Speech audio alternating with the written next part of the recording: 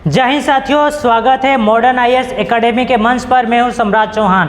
कल हम लोगों ने देखा था अनुच्छेद 40 तक, जो ग्राम पंचायत से संबंधित है और हमारे बापू का विचार दर्शन उसमें झलकते हैं। आज हम लोग देखेंगे अनुच्छेद 41 से लेकर 51 तक। उन चीज़ों को, उन बिंदुओं को देखेंगे जो एग्ज़ाम पॉइंट ऑफ व्यू से बहुत ही महत्वपूर्ण है और कहाँ से प्रश्न आते हैं।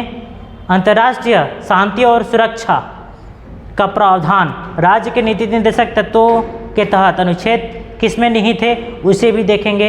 हर उस बिंदुओं तक पहुँचेंगे जहां एग्जामिनर पहुंचता है। चलिए आइए शुरू करते हैं। कल हम लोगों ने देखा था अनुच्छेद 40 तक, आज हम लोग देखेंगे अनुच्छेद 41 से शुरू करेंगे।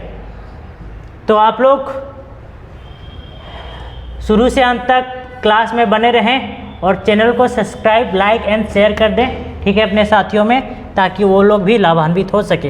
अनुच्छेद 41 क्या कहता है, तो एक चीज़ आप लोग याद रखिएगा, क्या, तो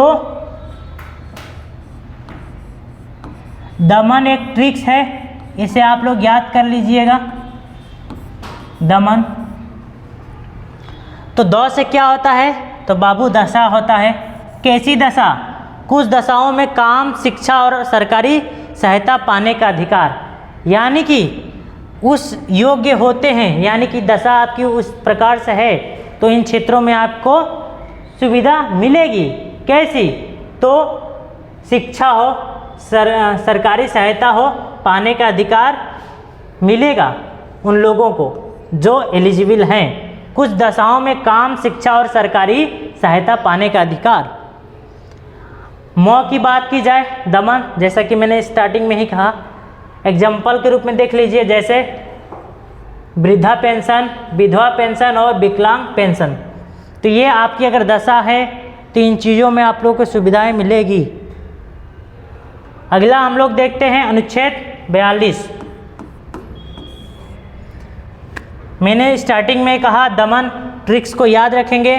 म से होता है मनोचित न्याय संगत प्रसूति सहायता का उपबंध, यानी कि मनोचित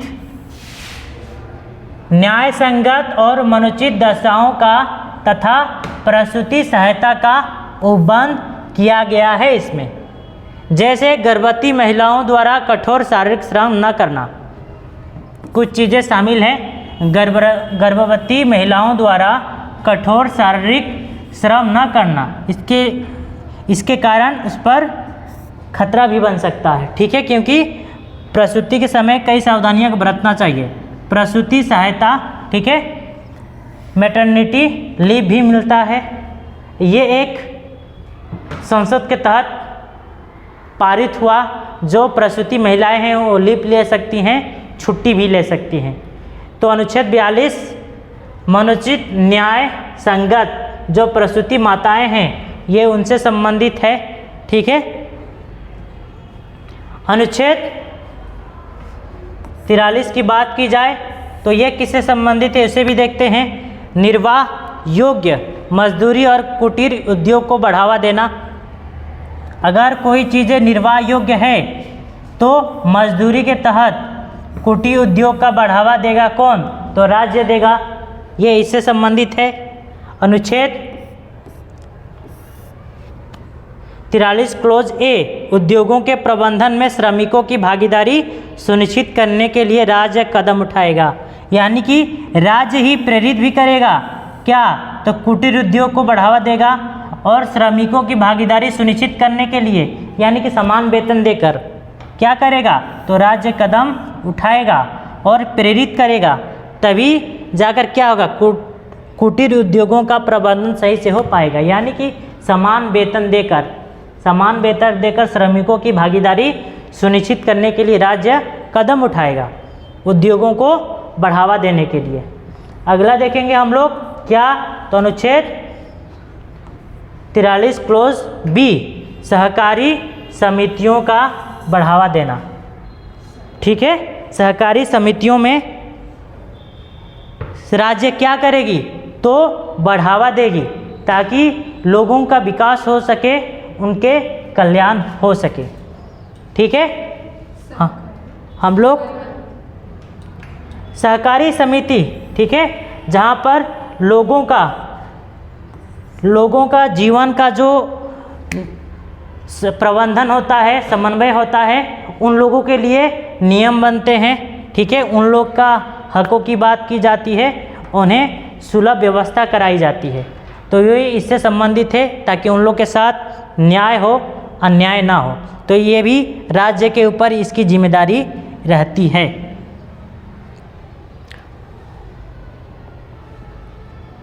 थोड़े आगे बढ़ते हैं।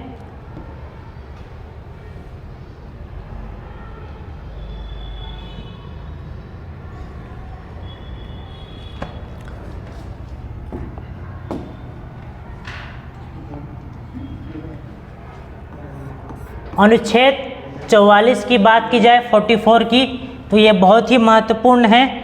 ये नागरिकों के समान सिविल संहिता यानी कि समान नागरिक संहिता से संबंधित है। नागरिकों के लिए समान सिविल संहिता, जिसे समान नागरिक संहिता के नाम से जाना जाता है,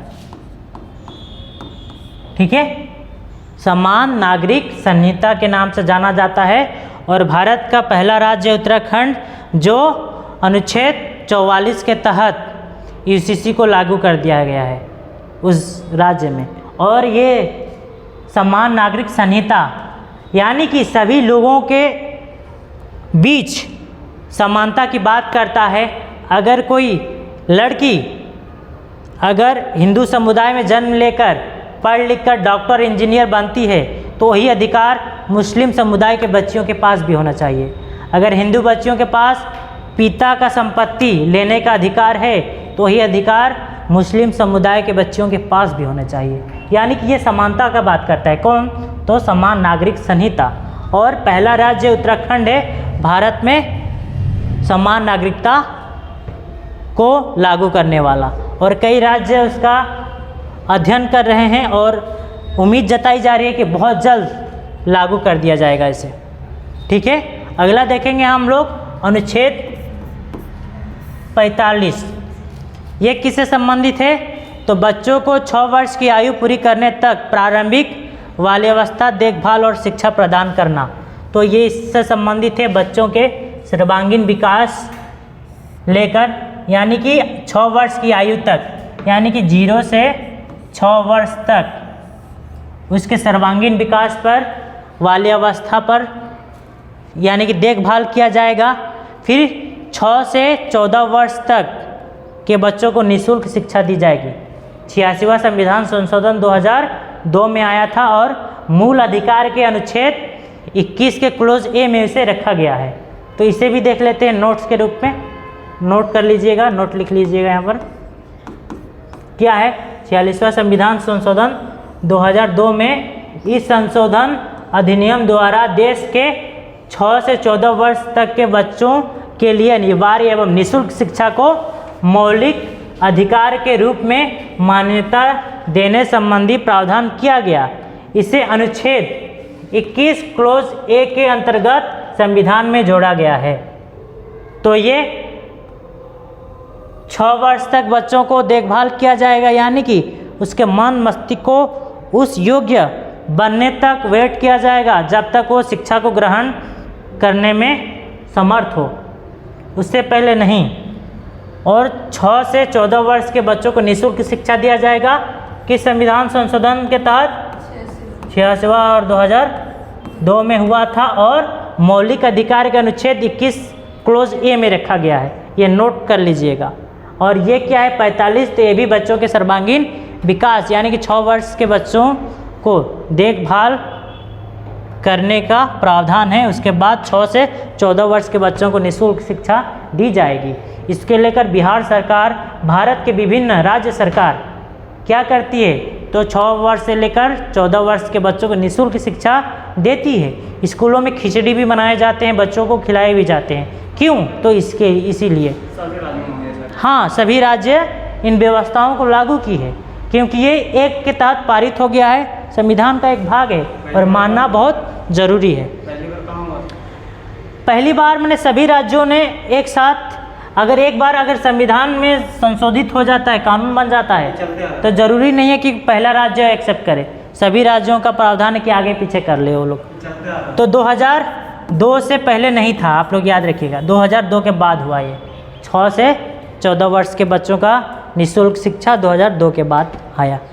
फिर अगला देखेंगे हम लोग, अनुच्छेद 46, राज्य समाज के कमज़ोर वर्गों, विशेषकर अनुसूचित जातियों, अनुसूचित जनजातियों और अन्य कमज़ोर वर्गों के शैक्षिक और आर्थिक हितों को बढ़ावा देगा।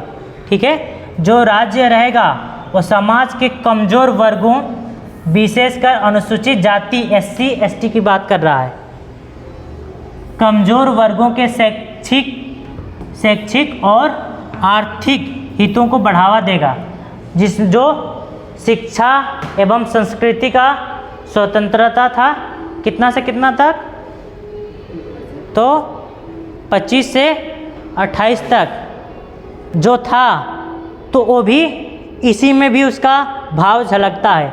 राज्य क्या करेगा, तो आर्थिक सहायता देकर उसे बढ़ावा देगा। क्या, तो शैक्षिक आर्थिक रूप से ST SC वर्ग यानी कि कमज़ोर वर्ग के लोगों को शैक्षिक रूप से, आर्थिक रूप से मजबूत करेगा। कौन, तो राज्य। तो ये इससे संबंधित है। अनुच्छेद 47 किससे संबंधित है उसे भी देखते हैं। लोगों के जीवन स्तर में सुधार, पोषाहार को बढ़ावा, शराब पर प्रतिबंध और नशीली दवाओं पर प्रतिबंध। तो ये अनुच्छेद 47 बड़ा ही इम्पोर्टेंट है, यहाँ से प्रश्न आया हुआ है। लोगों के जीवन स्तर में सुधार, ये चीज़ को याद रखिएगा, लोगों के जीवन स्तर में सुधार, पोषाहार को बढ़ावा देना यानी कि पौष्टिक आहार लेना, शराब, इसे, ठीक है, मद भी बोलते हैं या शराब भी बोलते हैं, और इस पर प्रतिबंध लगाया गया है। ठीक है, नशीली दवाओं और शराबों पर प्रतिबंध लगने चाहिए, और इसके एवज में पौष्टिक आहार लोगों को मिलने चाहिए। अगर कोई राज्य नीति बनाता है तो इन भावों को भी उसमें रखेगा। शराब दारू का सेवन नहीं होगा, नशीली दवाओं का कोई प्रकार का पदार्थ का भी सेवन नहीं, यानी कि प्रतिबंध है। और पौष्टिक आहार यानी कि लोगों के जीवन स्तर को सुधार करने के लिए पौष्टिक पोषाहार उपलब्ध कराया जाए, न कि मद, शराब या नशीली दवाओं का सेवन हो। तो 1947 बड़ा ही इम्पोर्टेंट है, प्रश्न आया हुआ है कहाँ से, तो यहाँ से। मद्य यानी कि जो शराब है ये किसमें वर्णित है, मूल अधिकार में है, राज्य के नीति निर्देशक तत्व में या मौलिक कर्तव्य में है। किस में है, तो राज्य के नीति निर्देशक तत्व में है। शराब का निषेध या प्रतिबंध लगाया गया है ताकि लोगों का जीवन स्तर बेहतर हो। आगे बढ़ते हैं।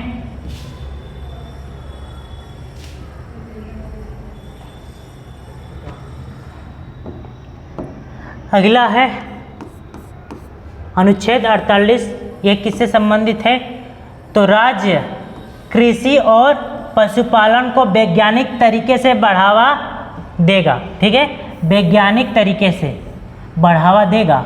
आप लोग देखे होंगे खाद्य फसल को बोने से पहले उस मिट्टी का उस उर्वरक का वैज्ञानिक तरीके से परीक्षण किया जाता है कि ये मिट्टी उस लायक है भी या नहीं, और कौन कौन से इसमें विटामिन की आवश्यकता है। वो मिट्टी उठा कर ले जाकर लैब में चेक किया जाता है, और उसी के हिसाब से आजकल फसल उगाए जा रहे हैं। तभी जाकर अलग अलग राज्यों में, विशेषकर हरियाणा और पंजाब वाले क्षेत्र में देखिए, मिट्टियों का गुणवत्ता का परीक्षण कर कर ही फसल का उगाई होता है। तो ही कहा गया है कृषि और पशुपालन को वैज्ञानिक तरीके से बढ़ावा देगा। अनुच्छेद किस में है, तो 48 में निहित है। अगला बात करते हैं अनुच्छेद 48 क्लोज ए, पर्यावरण का संरक्षण तथा वन्य जीवों का रक्षा। ये बहुत ही इम्पोर्टेंट है, एग्जामों में आया हुआ है। पर्यावरण का संरक्षण और वन्य जीवों की रक्षा ये किसके तहत होनी चाहिए, तो अनुच्छेद 48 क्लोज ए में दिया गया है। ये एक्ट पारित करके किया गया, पर्यावरण का संरक्षण होना चाहिए और वन्य जीवों की रक्षा राज्य को करना चाहिए। तो डीपीएसपी के कितना में है, तो 47 क्लोज ए में वर्णित है, एक्सप्लेन है। अगला देखेंगे अनुच्छेद 49, राष्ट्रीय महत्व के स्मारकों, स्थानों व वस्तुओं का संरक्षण। यानी कि राष्ट्रीय महत्व के जो स्मारक हैं, स्थान हैं, वस्तु हैं, उसका संरक्षण किया जाना चाहिए। जो ताजमहल है वो क्या है, हमारे राष्ट्रीय महत्व के स्मारक है। ठीक है, जो लाल किला है वो क्या है, हमारे स्मारक है राष्ट्रीय महत्व का, तो उसका संरक्षण होना चाहिए। ठीक है, तो समझ में आया आप लोग को। राष्ट्रीय महत्व के स्मारक स्थान, अगर कोई स्थान है, भगवान गौतम बुद्ध निरंजना नदी के किनारे महाबोधि वृक्ष के नीचे ज्ञान की प्राप्ति अगर हुआ उन्हें, तो एक स्थान है, उसका भी संरक्षण होना चाहिए। कोई अगर वस्तु है प्राप्त हो जाता है कोई विशेष राजा महाराजा द्वारा और उस क्या वस्तु का उपयोग किया गया है, तो उसका भी लेब में रखकर उसका भी संरक्षण होना चाहिए। यह अनुच्छेद 49 में वर्णन है इसका। अगला देखते हैं अनुच्छेद 50 क्या है, तो कार्यपालिका से न्यायपालिका को अलग करना चाहिए। जो कार्यपालिका है, संसद की जो कार्यपालिका है, उसे न्यायपालिका से अलग रखा जाएगा। अगर कार्यपालिका कोई ऐसी कानून लाती है जो संविधान के ढांचा के, यानी कि संविधान के जो मूल ढांचा उसके खिलाफ है, तो न्यायालय क्या कर सकता है, उसे खारिज भी कर सकता है। अगर एक में रहेगा तो न्यायालय निष्पक्ष अपना राय व्यक्त नहीं कर पाएगा, प्रभावित हो जाएगा। इसीलिए दोनों को अलग कर दिया गया है, कार्यपालिका से न्यायपालिका को अलग कर दिया गया है। अगर एक में रहता तो न्यायपालिका निष्पक्ष नहीं हो पाता। ठीक है, तो अलग किया गया है, यानी कि स्वतंत्र है। एक में रहता तो कोई भी एक पारित करके संविधान कोई बना देता संसद के माध्यम से और सुप्रीम कोर्ट को मानना पड़ता। इसीलिए न्यायालय स्वतंत्र है, कोई भी चीज़ को समीक्षा करने के आधार पर अगर उसे ज्ञात हो, पता चले कि ये संविधान के मूल आत्मा के खिलाफ है, तो इसे ये खारिज भी कर सकता है। इसीलिए दोनों को अलग कर दिया गया, कार्यपालिका को और न्यायपालिका को। अनुच्छेद 50 में इसका वर्णन है। अनुच्छेद 51 बहुत ही इम्पोर्टेंट है, बहुत ही इम्पोर्टेंट है। किस लिए इम्पोर्टेंट है, तो अंतर्राष्ट्रीय शांति और सुरक्षा की अभिवृद्धि हेतु राज्य प्रयास करेगा। जो राज्य रहेगा वो क्या करेगा, अंतर्राष्ट्रीय शांति और सुरक्षा, ये बहुत ही इम्पोर्टेंट है। अंतर्राष्ट्रीय शांति और सुरक्षा की अभिवृद्धि हेतु राज्य प्रयास करेगा, एग्जामों में आया हुआ है, पूछ देगा अंतर्राष्ट्रीय शांति और सुरक्षा किस में वर्णन है, राज्य के नीति निर्देशक तत्व में है या मौलिक अधिकार में है या मौलिक कर्तव्य में है या नागरिकता में है। तो राज्य के नीति निर्देशक तत्व में है, कहाँ है, तो अनुच्छेद 51 में अंतर्राष्ट्रीय शांति और सुरक्षा का वर्णन है। इसे आप लोग याद रखेंगे, एग्जाम में बार बार आया हुआ है प्रश्न। अंतर्राष्ट्रीय शांति और सुरक्षा कहाँ वर्णन है, किस भाग में है, तो अनुच्छेद 51 के भाग 4 में इसका जिक्र है। तो ये रहा राज्य के नीति निर्देशक तत्व भाग 4 अनुच्छेद 36 से 51। तो आज के लिए रहने देते हैं और कल देखेंगे कुछ PYQ जो इससे संबंधित है आए हुए हैं। जब तक आप लोग PYQ सॉल्व नहीं करेंगे तब तक अपनी गहराई पता नहीं चलेगी। इसीलिए PYQ प्रीवियस ईयर प्रश्नों को सॉल्व करना अत्यंत आवश्यक है। तब तक आप लोग पढ़ते जाएं, रिवीजन करते जाएं, आगे बढ़ते जाएं। धन्यवाद।